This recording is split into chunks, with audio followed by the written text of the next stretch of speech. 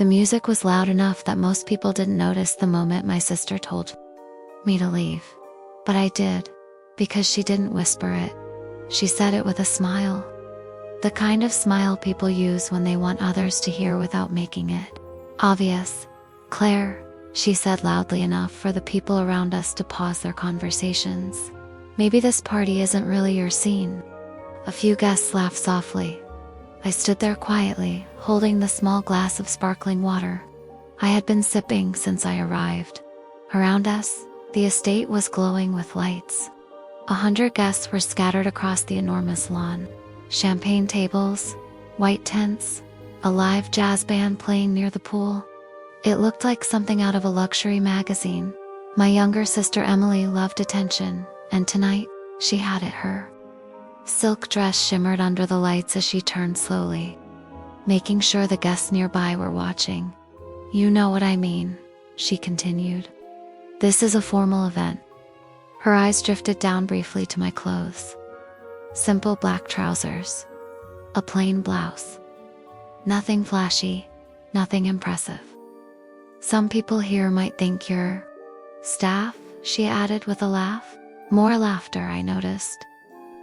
A few relatives nearby shifting uncomfortably, but no one stepped in.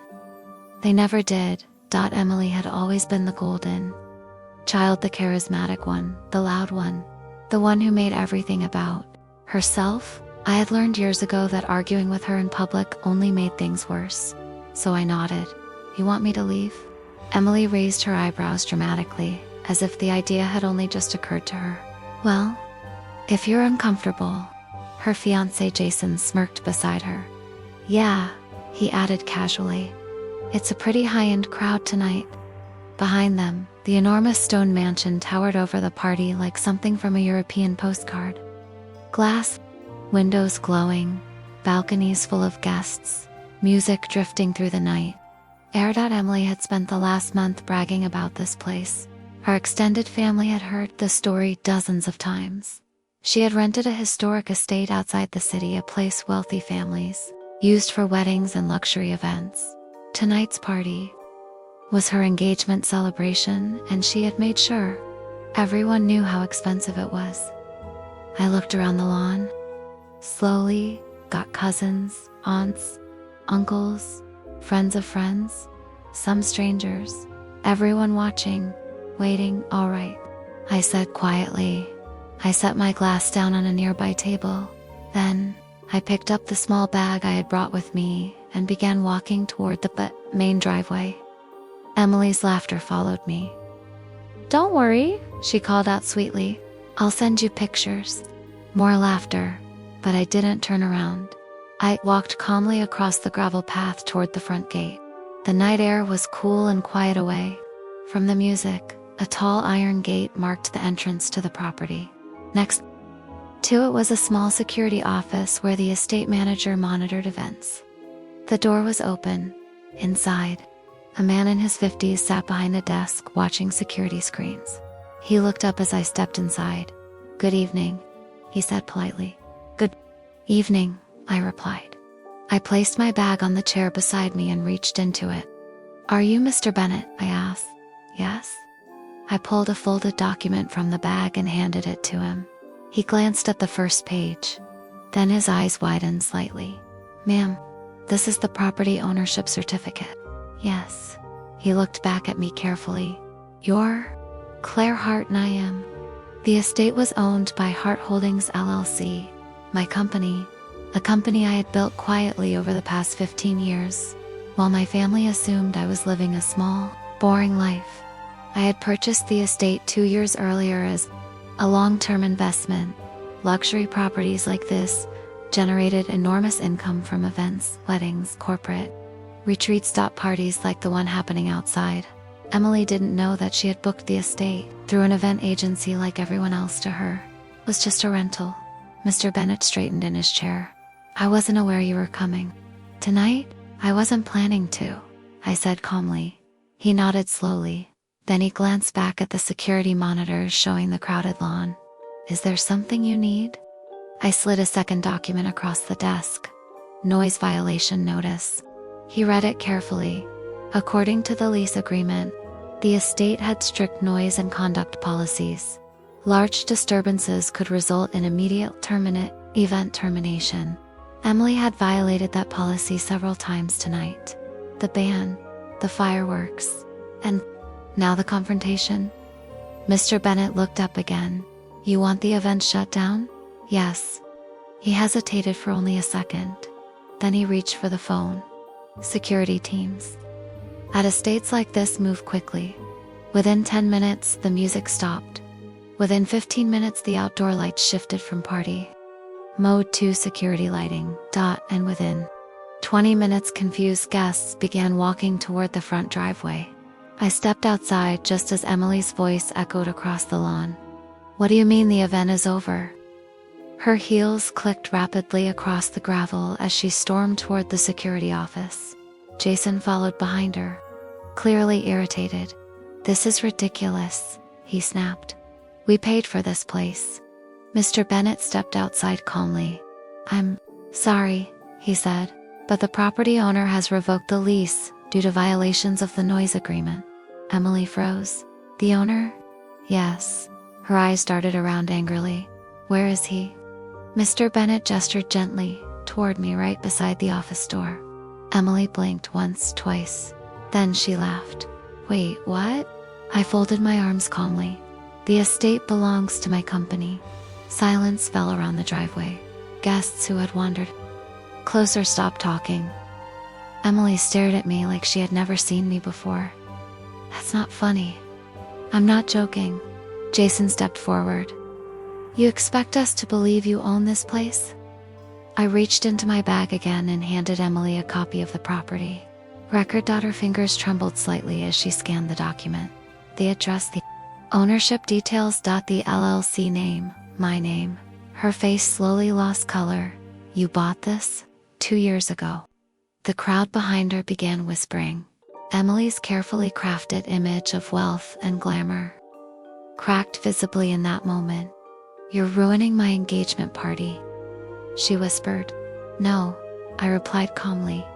You did that when you decided. Humiliating me in front of everyone was entertainment. Emily looked around desperately at the guests. Some avoided her eyes. Others watched with open curiosity. Mr. Bennett cleared his throat. I'm afraid all guests must leave the property. Now, security staff began opening the gate. Luxury cars slowly rolled out onto the road. Within 30 minutes, the estate lawn was empty. The music was gone, the champagne tables were cleared, and Emily stood in the driveway staring at the mansion she thought she had rented for the night. I didn't know, she said quietly. I believed her. She had never bothered to ask. For years, my family assumed I lived modestly because I preferred a quiet life, while Emily chased attention. I built something real, businesses, investments, properties, not for status, just because I enjoyed the work. I picked up my bag again. You didn't need to know, I said gently. You just needed to be kind. Emily didn't answer. For the first time in her life, she had nothing to say. I walked back toward the estate entrance as the last of the guests disappeared down the road. Behind me, the iron gates closed slowly, and for the first time all night, the property was quiet again. Sometimes the most powerful revenge isn't shouting. It's simply closing the gate, *****. For a long moment, Emily just stood there in the gravel driveway staring at the closed iron gates. The estate that had looked so glamorous an hour earlier now sat silent behind her. No music, no laughter, no crowd, just quiet lights glowing from the stone mansion and the soft sound of wind moving through the trees. Guests were still whispering near their cars. A few of our cousins were pretending to check their phones while secretly watching what would happen next. Emily had never been the kind of person who handled embarrassment well. Her entire life had been built around admiration, attention, being the center of the room. And tonight that spotlight had turned into something else. Reality.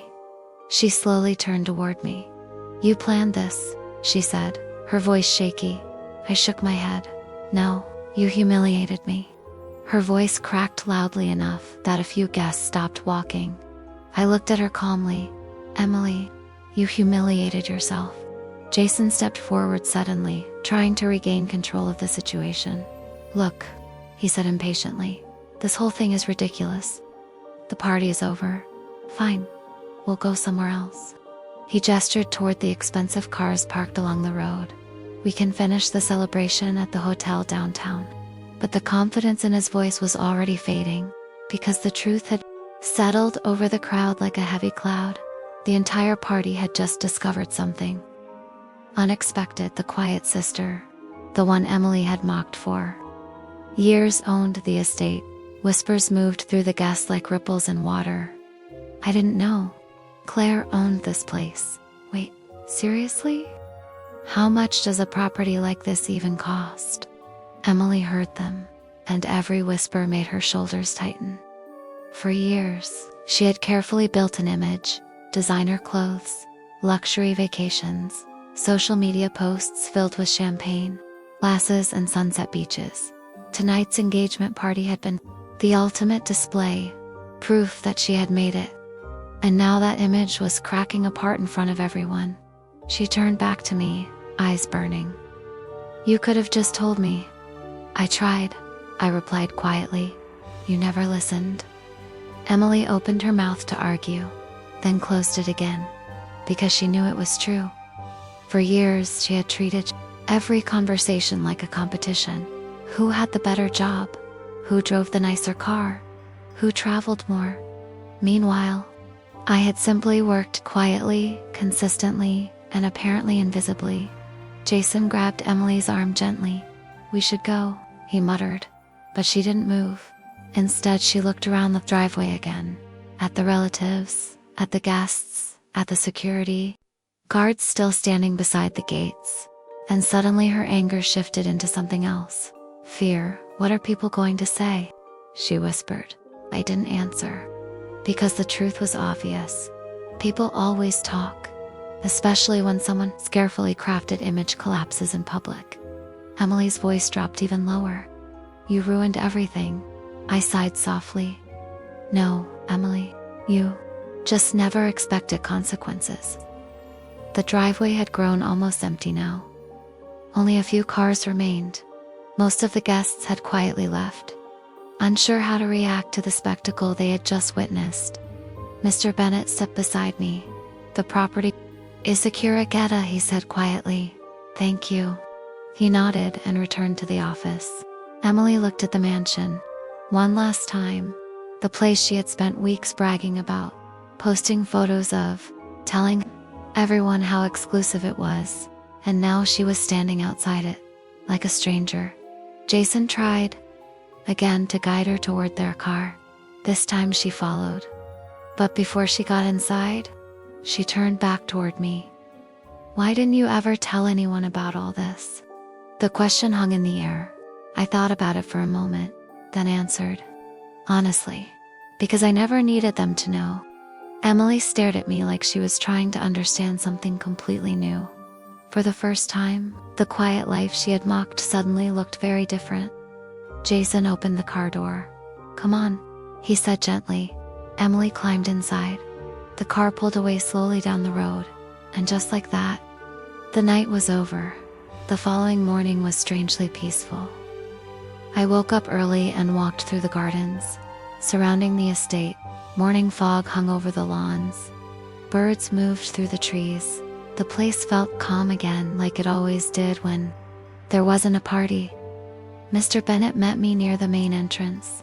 Quite an evening, he said with a small smile. Yes, you handled it very gracefully. I shrugged. Drama rarely improves situations. He laughed softly. That might be the most polite way I've ever heard someone describe what happened. We walked slowly along the stone path toward the front gate. Sunlight was beginning to break through the clouds. For a moment, neither of us spoke. Then my phone buzzed. A message from my mother. Emily is very upset. Stared at the screen, then slipped the phone back into my pocket. Some lessons take time, especially for people who have never been forced to learn them. Over the next few days, the story spread through the family. Relatives called, some curious, some apologetic, a few embarrassed that they had laughed along with Emily that night. But I didn't dwell on it, because the truth is, revenge had never been the goal. The goal had simply been clarity. Emily believed wealth was something you showed off. Cars, parties, expensive dresses. For me, wealth had always been something quieter. Freedom, independence, the ability to walk away from disrespect. A week later, I received a message from Emily. Just 3 words. I'm sorry. No excuses, no blame, just those 3 words. I read it twice. Then I replied, take care of yourself. Sometimes that's enough. A month later, another event was held at the estate, a wedding this time. The bride walked across the lawn under strings of lights. Guests laughed and danced. Music filled the air again. I stood near the balcony watching quietly. Mr. Bennett joined me. With 2 glasses of champagne. 2 peaceful evenings, he said. I raised my glass. 2 quiet victories. He smiled. Because sometimes the strongest power isn't loud, it isn't flashy, and it certainly isn't arrogant. Sometimes the strongest power is simply knowing exactly who you are, while everyone else is still trying to prove it. And sometimes, the most satisfying moment isn't revenge. It's watching someone finally realize that the person they underestimated was the one holding the keys the entire time.